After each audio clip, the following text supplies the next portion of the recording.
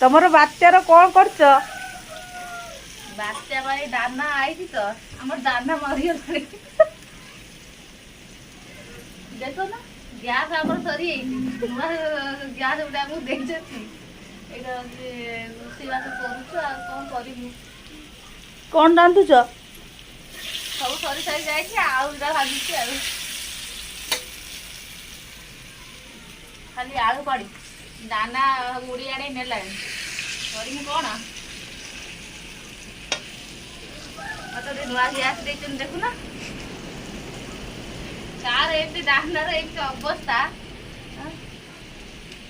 ଦାନା ଏମିତି କଲା ଯେ